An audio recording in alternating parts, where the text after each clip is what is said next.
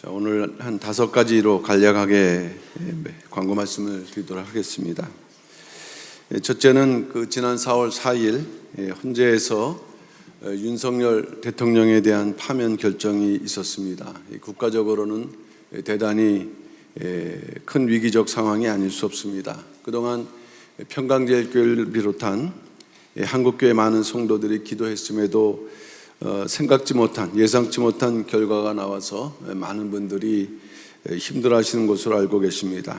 그러나 성도는 인류 역사를 주관하시는 하나님께서 우리 대한민국의 흥망성쇠를 주관하신다는 믿음을 가지고 이후에 더 큰 계획을 이루어 가실 거라는 그 믿음을 가지고 낙심하기보다는 나라 평안을 위해서 앞으로 더욱 기도에 힘쓰시는 성도님들 되시기를 부탁의 말씀드립니다. 두 번째는 미국 유마 장로교회 지교회 인준권이 있었습니다. 지난주 정기 당회 안건 중에는 미국 유마 장로교회를 평강제일교회 지교회로 승인하는 결정이 있었습니다.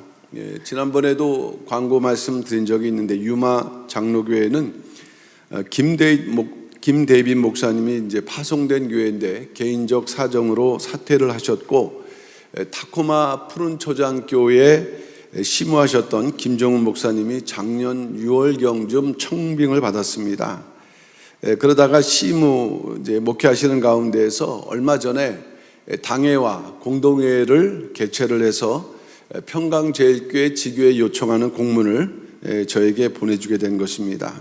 유마는 미국 애리조나주에 있는 작은 도시인데 교회는 외부 한인 성도님이 설립을 한 교회입니다. 현재는 한 80%가 영어권 성도인데 구속사 운동에 동참하고자 하는 취지에서 지교회 요청을 하신 것입니다.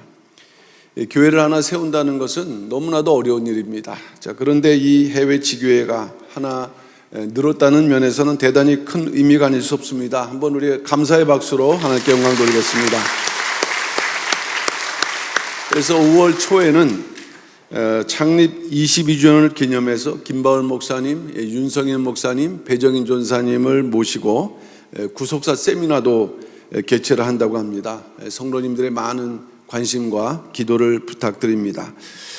세 번째는 이승현 신학교 구입자금 횡령 관련 교회 현안 설명회가 어제 모리아 성전에 있었습니다. 이 두 분께서 설명에 참석하셨는데 첫 번째 홍봉주 목사님께서는 이승현 140억 횡령 관련 진상 보고서를 요약해서 설명을 해주셨고 두 번째는 현재 법무팀 담당으로 수고하시는 조승원 목사님께서 이탈 측이 이제 오늘부터 시작을 하는 걸로 알고 있는데 구송도 이전한 관련 내용을 설명을 하셨습니다. 이승현에 대한 진상조사는 작년 12월 10일 기소를 중심으로 12월 22일 당회 결의가 있었고 진상조사위원회 7명을 구성해서 약 3개월에 걸친 대단히 중요한 내용들이 정리되었는데 어제 내용 가운데 보니까 그 140억 가운데 일부는 교회로 반납한 부분이 있는데 나머지 금액은 2016년도 1월 30일 이전에 다 투자를 했다는 거예요.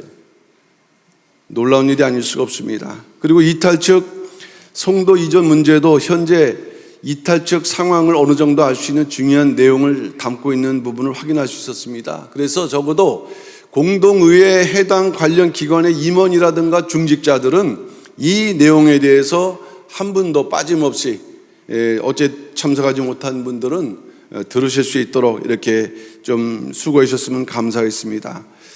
어제 설명 가운데에서 현재 교회는 크고 작은 송사가 300건 정도 걸려 있다고 합니다. 교회적인 거, 개인적인 거. 그중 가장 핵심적인 거는 결국 이승현 횡령 관련 건과 원로 목사님 가족 고소건이라고 하겠는데 이승현 횡령건은 이제 4월 10일 돌아오는 그 4월 10일에 2차 재판이 예정되어 있고 원로 목사님 가족 고소건은 5월 9일에 2차 재판으로 예정되어 있습니다. 이 원로 목사님 그 가족 고소건은 그 당시 장로 한 20여 명이 고소에 참여를 한 거예요. 그래서 진행 과정에서 확인된 5명은 그 당시 장로의 결의를 통해서 제명 출교 조치를 했습니다. 앞으로 또 드러나면은 동일한 조치가 이루어져야 될 것이라고 생각을 합니다. 성도님께서는 반드시 이 두 재판이 승리할 수 있도록 관심 갖고 기도를 부탁드리고, 그리고 말씀드렸던 대로 이탈 측은 오늘부터 4월 6일 오늘부터 그동안에 부천 오정동에서 모였는데 이제 인천 송도로 변경해서 모인다고 합니다. 아마 여러 가지 형편 때문에 장소를 찾아서 간 것이겠지만은 하나님 입장에서, 우리가 신앙적 입장에서 보게 되면은 그만큼 교회와 거리가 멀어지는, 하나님께서는 더 멀리 밀어내시는 그러한 표징이 아닌가, 저는 개인적으로 그렇게 생각을 하고 있습니다. 그래서 앞으로 교회로 돌아오는 그러한 성도님들도 계실 것이다. 저는 그런 또 기대를 가질 때, 그분들이 오신다고 할 때 우리 성도님들이 그동안 많은 이제 과정을 겪었기 때문에 우리가 좀 더 넓은 마음으로, 신앙의 마음으로, 또 반가운 마음으로 맞이할 수 있는 그런 우리 성도님들이 되셔야 되겠습니다. 네 번째는, 오늘 또 헌금하시는 광고 나갔습니다만은 지난주에 경북 지역 산불 이재물을 위한 현금에 대해서 광고를 했는데 현재까지는 1280만 원이 모금되었다, 이렇게 보고를 받았습니다. 그래서 역시 뜻이 있으신 우리 성도님들, 다음 주일까지 교회 예배나 회계실로 납부를 해주시게 되면은 이제 그 금액과 그 다음에 이제 재정위원회와 논의를 해서 교회는 그러면 얼만큼 우리가 후원할 것인가를 논의해서 적어도 부활절 전에 해당 기관이나 단체에 우리의 마음의 뜻을 전달하는 그런 시간을 갖도록 하겠습니다. 마지막으로 오늘 3부 예배 후에 2024년도 결산에 대한 재직회가 있습니다. 물론 매년 하는 정기당의 재직회지만 이 결산 2024년도는 이탈 측과 분리된 이후에 지금 우리 성도님들 자체적으로 이제 운영된 첫 해예요. 이것은 앞으로 교회가 어떻게 진행되어야 되는가를 담고 있는 대단히 중요한 그 결산 그 내용이 아닐 수가 없습니다. 이 중직자들이 할 때는 교회 살림에 당연히 관심을 가져야 되고 책임을 가져야 되십니다.